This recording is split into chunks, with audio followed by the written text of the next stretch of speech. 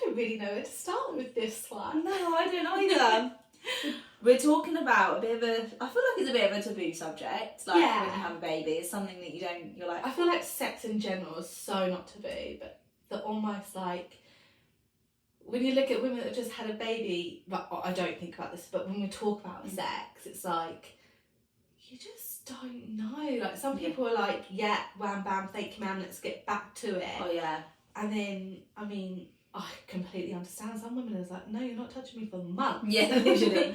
It's like, everyone is obviously so different when it comes to... I think it definitely depends as well how maybe your delivery, I think as well in some situations. And also your circle, like if you've got women around you that have just had babies as well, so if you've gone to like prenatal classes and stuff, like that, we spoke about that all the time. Yeah. But then you and I, we didn't have babies around the same sort of time, and I guess we actually only spoke about it a few weeks ago.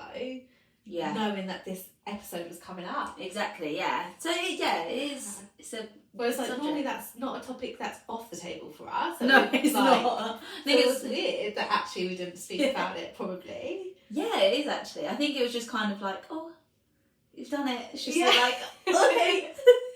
That's how I felt when I said it. Like, I'm not coming like, we had sex. Like, because it definitely was not that kind of experience.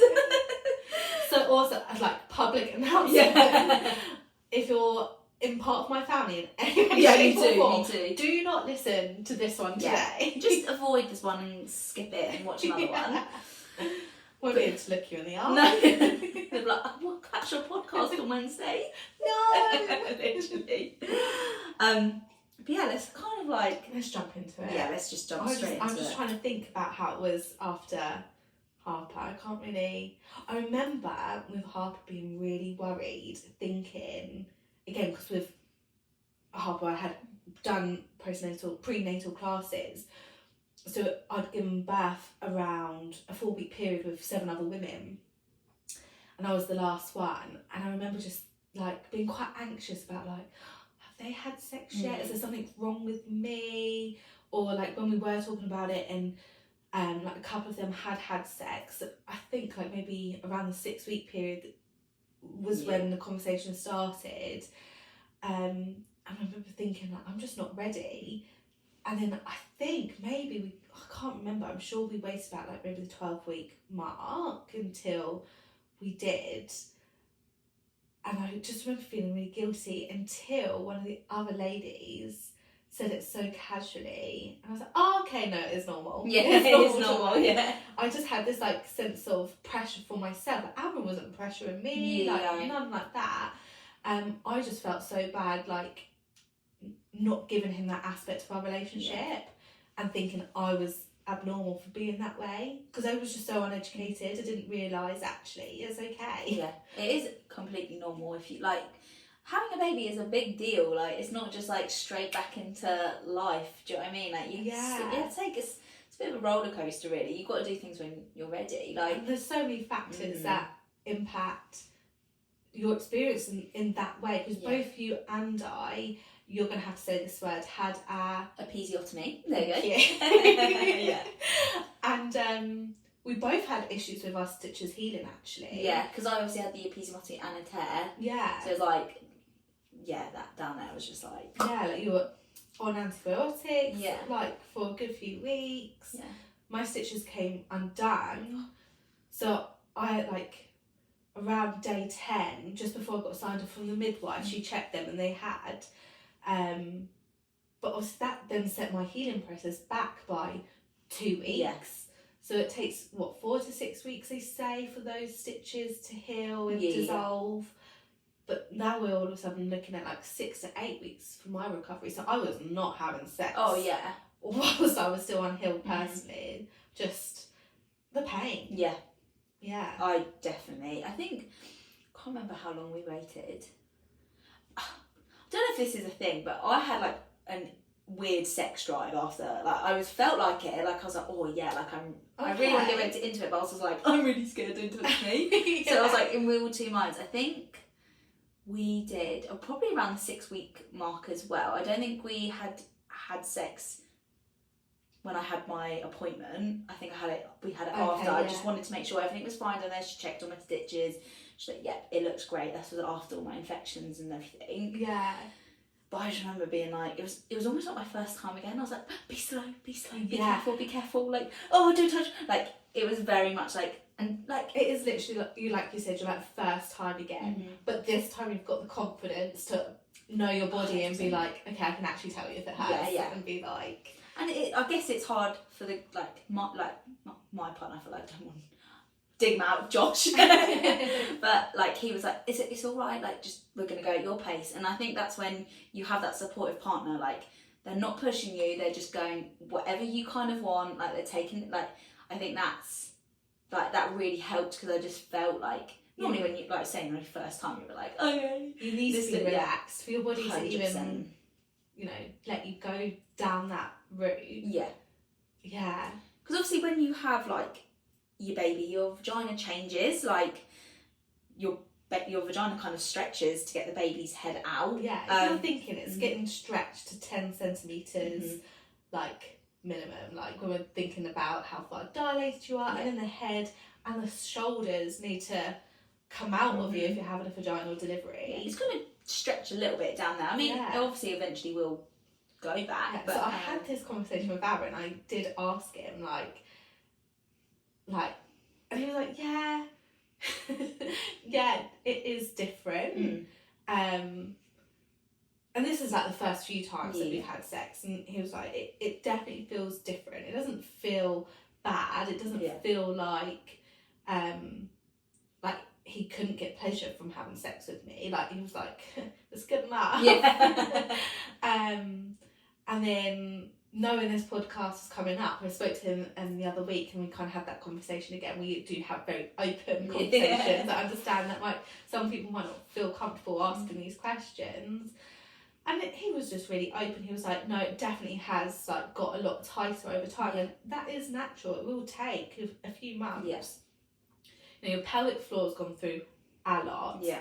And, if you're not doing exercises, obviously it can recover itself just from day-to-day movement. But if you're not giving it the time that it needs to heal, if you stretch or pull a muscle or tear a muscle, and it's a similar thing, it's going to take time to rehabilitate and get back to what it once 100%. Was. Like, it's like stretching, like saying, and it goes all like wiggly back, but then eventually it will just reform its shape. It just takes, and also it just takes a bit of time. Like what's been going on is pretty intense for a woman. Like it is just going to take time to get back into down. It. Yeah, and something that actually really like with Harper made me like, oh my god, maybe now I've got a bucket.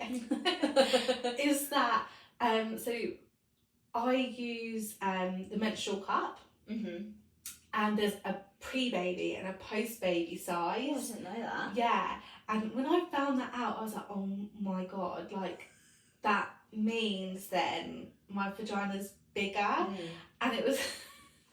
But obviously, all women will go through that, and I think the main thing to remember again, like having that frank conversation with Aaron, he was just like, there's not a big enough difference where I remember it being different. So physically, there's obviously some difference because of things like the menstrual cup needing the 2 different sizes as a generic thing for all women. I mean, some women might not need, I don't know, but like your partner, he doesn't like, he's just enjoying himself. Exactly. He's not thinking about, she was like 10 times smaller before she squeezed out a baby. Like, but then if it doesn't just no, and like, if it shows that it happens to a lot of women because the company have brought out to if it wasn't a thing, that wouldn't be made. If that, do you know what I mean? They wouldn't waste their time and money in doing it. And it is completely normal. Like I remember I'm very much like, I can't look down there. Like after what went on, it's like, Josh, you look. I physically couldn't, and I still can't now. I think it would just take a bit of time. Yeah. And I got Josh to like look down there, and he was just a bit like, it looks fine. I can just see like slightly where your scars are, like on the outside part. But part of it, I was like, does it feel any different? He was like, no. Yeah. Like I think Josh was just like, it's fine. Like don't know what. Do you know what I mean? So in his head, he probably didn't even think of that. I don't think it's something that's really crossing their mind. No. It might cross their mind as a worry, maybe when you're pregnant, because quite a few men are sexually driven. But I think when it really comes down to it, if there is a difference, by the time you've healed, they're not going to know what the difference is, because so much time's also passed. 100%. Talking about scarring, the first couple of times with Harper, maybe even the first few year,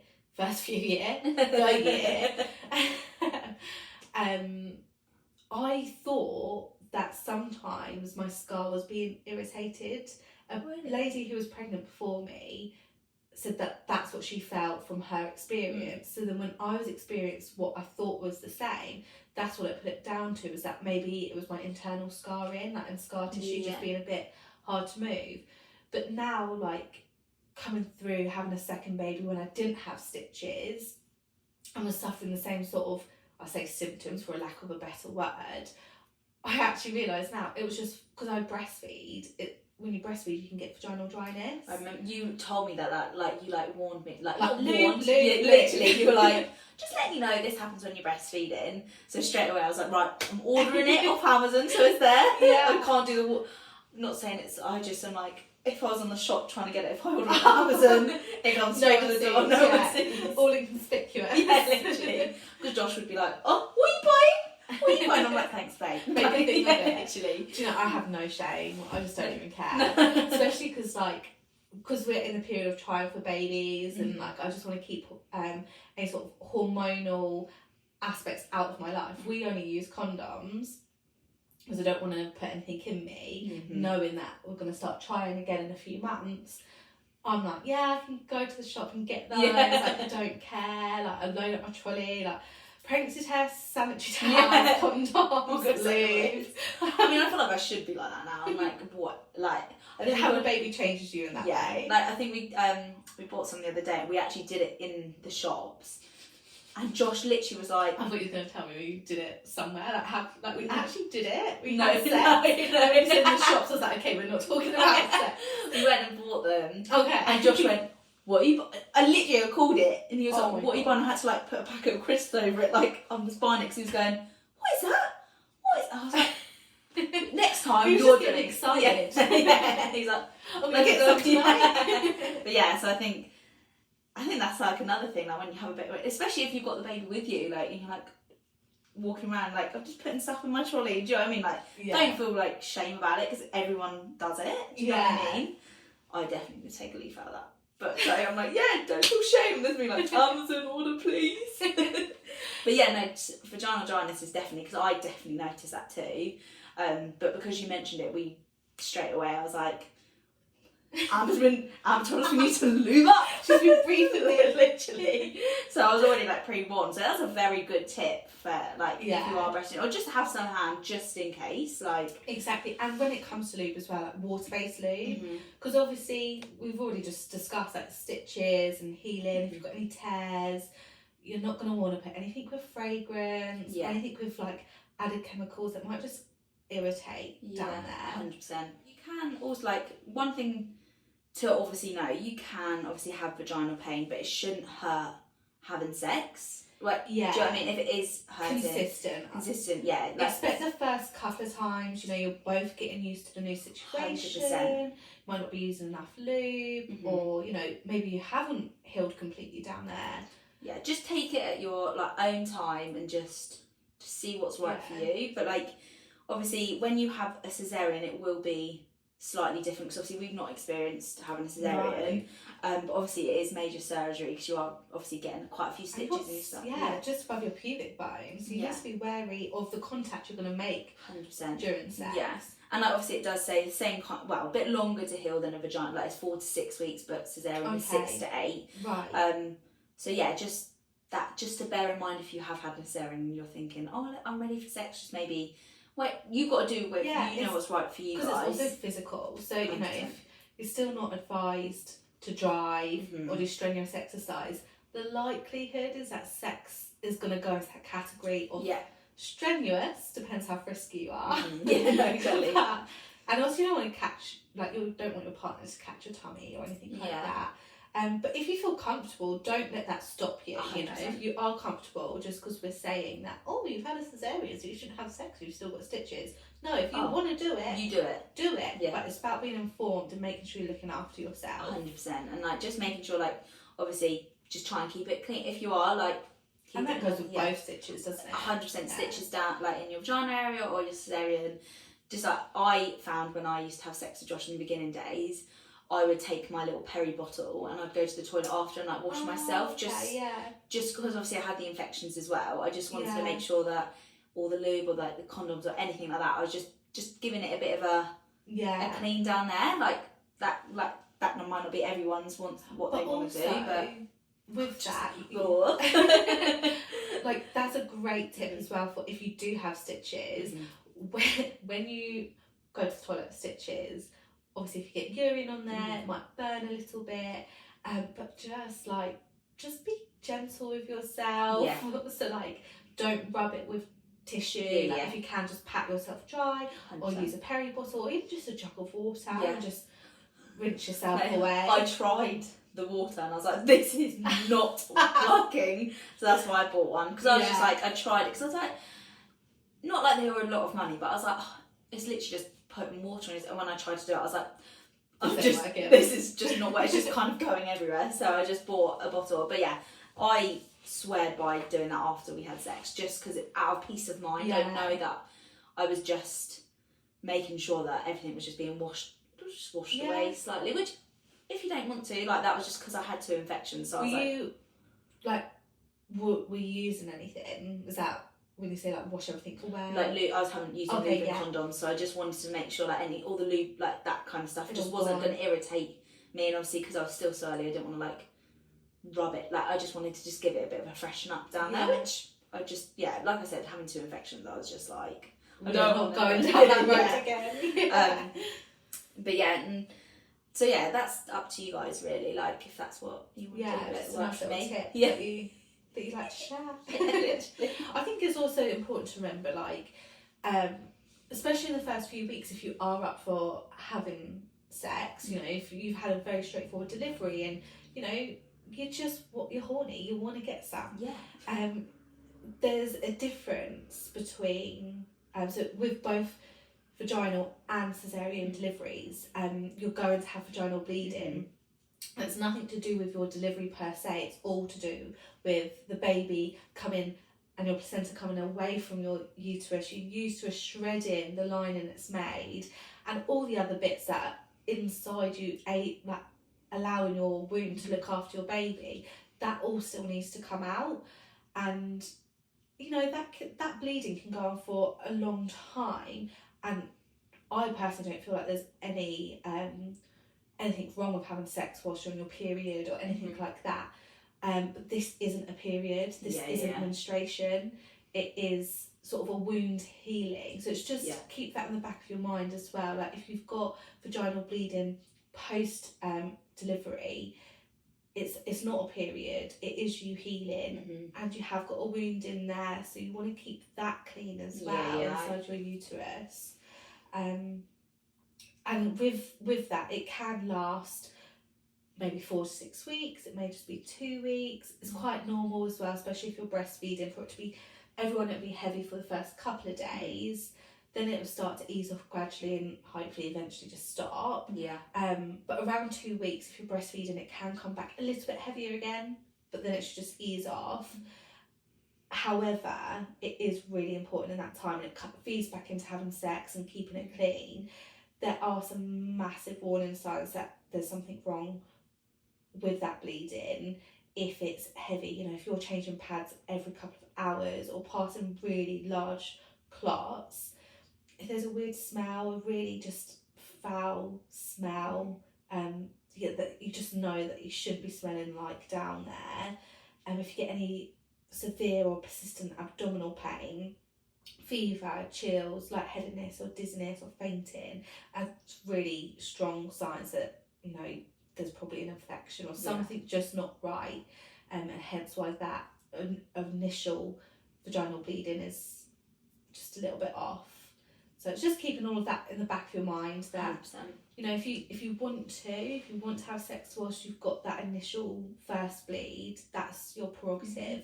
But you know, it's not a period, so just remember that. And we're just kind of like telling you guys just so you're aware of like this is what kind of happens. Like, it's your body, your decision. You do what you want to do, but obviously we're just letting you know because we just want to let people know what kind of happens. Yeah, that's what this is here for. Exactly. Like, informed decisions are the best ones.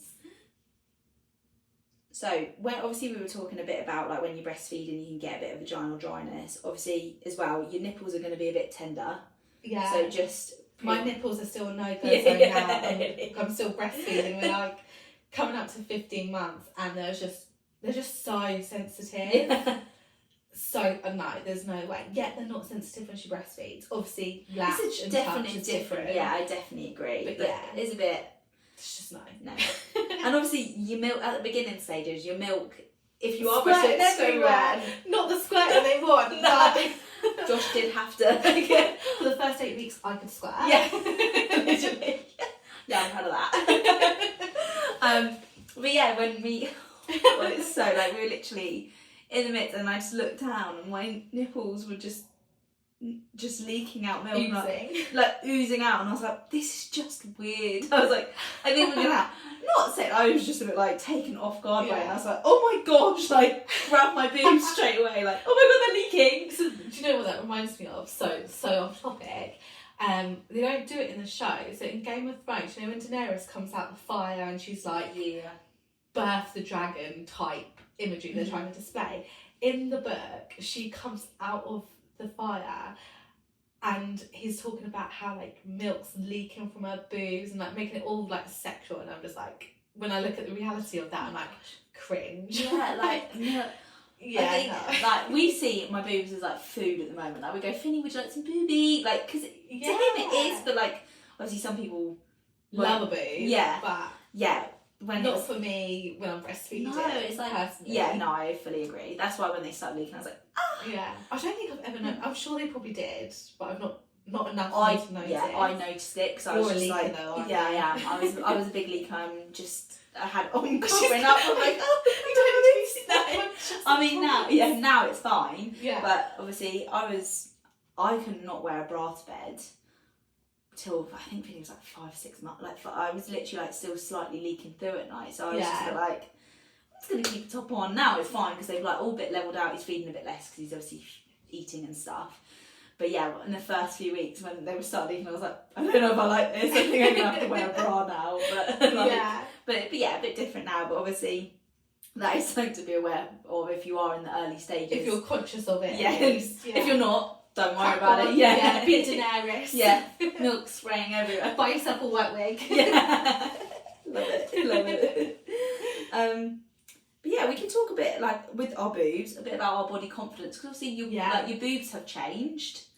Like if you are breastfeeding, like even if you're in them early days of not breastfeeding, your boobs are still changed because they get like larger. Yeah, like your tummy, like you just had a baby, like everything's just a bit not out of shape. That's but it's not. Just you're different from what you were 100%. Like I'm trying to mean like you just had a baby. Did you find it affected your sexual appetite, like the way that you looked? 100%. I felt really I wasn't confident at all with Josh. Like I really just lights off under the colours. Literally lights off. Like there was no way. Like it's only just been recently that not recently, but it took me a while. And Josh was like, I love you regardless. You've just had you've birthed our son. Like I don't care. Like really like all for me. But I personally just felt really like I just didn't like the way I looked. Like I was just kind of getting used to that new mum body. Like, and I've always had a bit of a body confidence issue.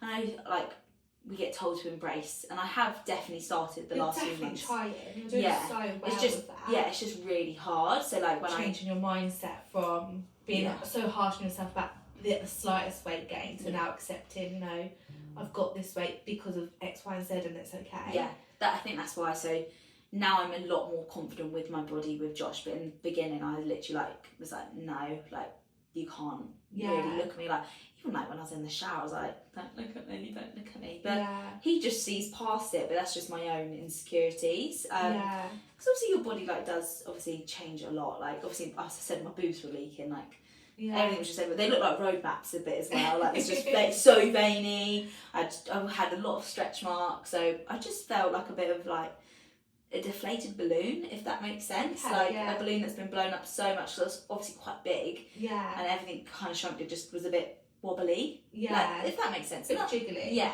which is fine. Like, don't jiggle. yeah, but I wish I was like, I'm getting there, but it was a slow burner of trying to build that confidence back up, which I think is important when you are trying to have sex with your partner again, because you might not feel confident and want to like get naked in front of them again. Yeah, it definitely affects your libido if Yeah. you're not confident in yourself. Mhm. You know, you've got to feel good to feel good downstairs and ready to go. Exactly. Absolutely.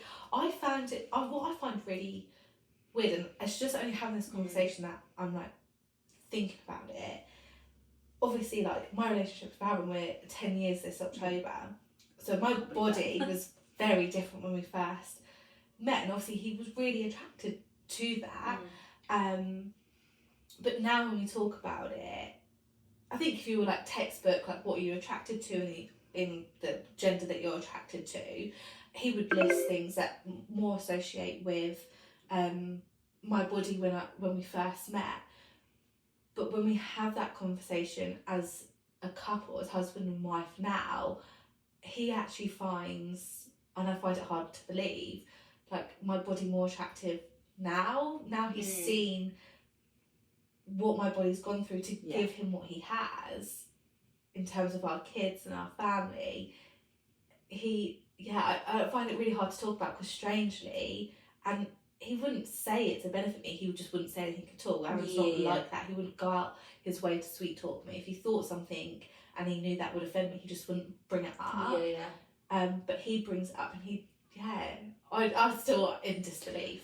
The same with Josh though. Like, he even said, like, you, like, the way you are, you've birthed my son. Like, obviously my body's fluctuated. Like, and also like it's the same. Like, they look at you, like, they just see past. They know what you've been through. That you're the mother of their children. They love you from the inside, not almost the exterior. Like, but it's really hard to think that, especially I think for women who are like, oh no, a guy's not gonna like me if I've. Do you know what I mean? Yeah. So if you have that burden on yourself. 100%. But it's so nice that, like, that's why it's really important to be open with your partner. Like, just try and really like say, like, I'm really feeling body confident. Like, I really just don't want to have I want to keep a t-shirt on, and like just being open with them, because then they might give you that. Not saying it is a confidence boost. Like, do you know what I mean? When Josh said it about me, there's a picture that he's got of me, and I'm fast asleep on the sofa, and my arm, it was literally 3 days after we had a baby, like Finny. Yeah. And he took a photo of both of us sleeping, and he sent like a really lovely message. And I looked at that picture and I was like, oh my gosh, like double chin, big arms. But he was like, I love you. Like, I love who you, like, do you know what I mean? And it just makes you feel like, okay, he loves me past all this. Like, and your body does change. It does. You may not get that body back, but your partner loves you regardless, like, of that, and it's really important to remember that. I definitely think, because that will affect not only just your sex, but also like areas of your mental health as well. Like, body confidence feeds into that, but also having a baby feeds into your mental health. And there's lots of areas, if your mental health has struggled, that is also going to feed into how comfortable you are having sex. I think body confidence is going to be one of the biggest triggers, but if you are depressed, if you are on antidepressants and lots of other elements, that's definitely going to feed into whether or not that you want to have sex and how much sexual activity you want to engage in. Are you feeling aroused? Are you okay? And if you're not, it is really okay to ask for help. 100%, I agree. Like, definitely. And like, if you're not getting it from, like, even like friends, like, I remember we, like, even though we say we didn't talk about it, I talk about like how confidence and stuff I like was and stuff like that, and it's just nice feeling that openness to be like, they don't care, trust me, they don't care. And it makes you feel confident that you can speak to your partner. Like, cause sometimes I felt like I didn't really want to bring it up because I didn't want him to know that that's what I'm thinking of if Yeah. he's so open, but I knew I had to be open with him on how I was feeling, otherwise he would have just felt bad that I hadn't communicated to him. Does that if make he sense? found out afterwards that you really didn't want to have sex, Yeah. he would have felt so, pardon my French, but he would have felt so shit. Yeah, 100%. And that would have put him off as well, having sex with you in the future. Like, if he might really question your honesty. So yeah, like you said, just that open. I think there's one last thing that we should probably talk about actually before we go, and that's contraception. Yeah.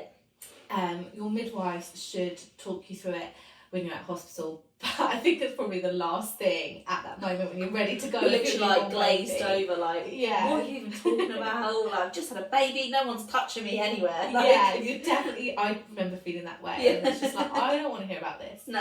Just push something out, there is nothing going in, Yeah, so yeah. no need to worry. But it's, you can be fertile from as little as 3 weeks. Which is really scary. Yeah. And a lot of people, there's definitely misinformation about breastfeeding and contraception. Breastfeeding is not a form of contraceptive. There are methods that you can use that include breastfeeding and other strict routines with your breastfeeding journey that really reduce the chances of your fertility. But, you know, even when you use that practice, which we've written in our blog, so we'll put the link in and you can go through that in a little bit more detail. You can, so even if you follow the rules, we'll say, you might ovulate still before you even have your period. Yeah. So you might get pregnant on that first ovulation that you just were unaware of. Yeah. But there's lots of forms of contraception that you can go on, but some of them you do have to just be wary of if you're breastfeeding. So again, head to our blog, check that out, it's all outlined in there, but also speak to your midwife, speak to your doctor. By the time your 6-week check comes, they do ask you things like, is it painful when you have sex? This is with your GP. And then we'll probably bring up contraception then. So that's a great conversation opener. But even if you haven't had sex at that point, like, don't feel like pressured, like, oh, they're going to ask me these questions, so I need to have sex to answer them. No. But when you do have sex, just go round and anything comes up, just go back to your GP and speak to them then. No, definitely, because I felt more, obviously I said no, but I obviously had that, she kind of explained a little bit. I just wanted to make sure the checks was done, like at 6 weeks, but they did bring it up straight away, like, well, have you thought of contraception? And I was like, some people, it might be in a distant thought because you're like, you don't know that you're that fertile. Like, or presume that I'm just going to go back on what I was on before, but actually it might not be appropriate. Yeah, no, I definitely agree. Yeah, so have that conversation. And also, if there's any issues with sex as well as contraception, your mental health, your experience with your sexual journey, if there's anything that concerns you, just reach out. So if you're in the midwife's care or the health visitor, let's speak to them. But if that time has passed, then just make an appointment with your GP. There's no judgment.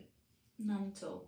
And if you want to send in any stories of any funny experiences, because I've talked about my leaky boot, there's some more that I feel like I should have said. Yeah, I'm just trying to think if there's anything outrageous. Oh, this makes us sound really boring. Yeah, it does.